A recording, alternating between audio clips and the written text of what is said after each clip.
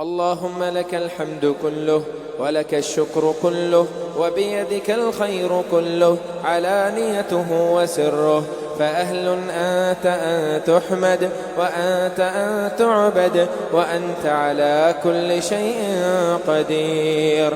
لك الحمد بالإيمان ولك الحمد بالقرآن ولك الحمد بالإسلام ولك الحمد على نعمة القرآن ولك الحمد على غلوب رمضان. اللهم أنت نور السماوات والأرض ومن فيهن ولك الحمد. أنت قيوم السماوات والأرض ومن فيهن ولك الحمد. أنت ملك السماوات والأرض ومن فيهن ولك الحمد. أنت الحق ووعدك الحق ولقاؤك حق والجنة حق والنار حق والنبيون حق ومحمد صلى الله عليه وسلم حق والساعة آتية لا ريب فيها. أنت الأحد الصمد الذي لم يلد ولم يولد ولم يكن له كفوا أحد. أنت لا مانع لما أعطيت ولا معطي لما منعت ولا ينفع ذا الجد منك الجد.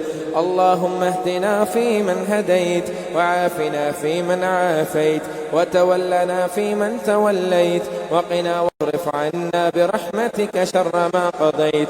إنك تقضي ولا يقضى عليك، إنه لا يذل من واليت ولا يعز من عاديت.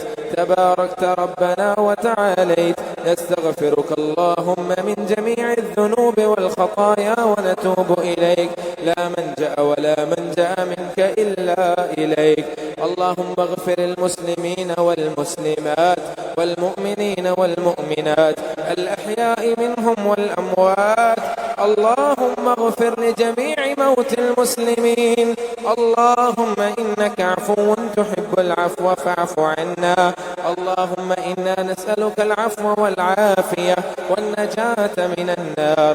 اللهم إنا نسألك العفو والعافية في الدنيا والآخرة.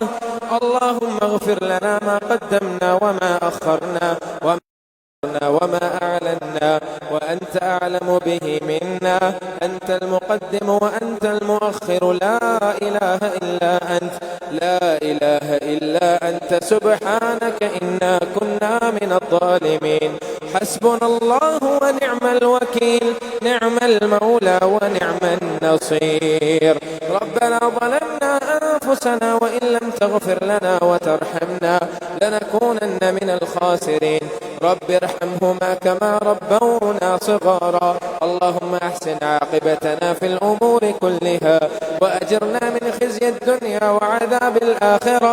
اللهم اكفنا بحلالك عن حرامك وأغننا بفضلك عمن سواك. ربنا تقبل منا إنك أنت السميع العليم وتب علينا إنك أنت التواب الرحيم واغفر لنا إنك أنت الغفور الرحيم وارحمنا إنك أنت أرحم الراحمين وارزقنا إنك أنت خير الرازقين. وصلى الله وسلم على نبينا محمد وعلى آله وصحبه أجمعين. الله أكبر.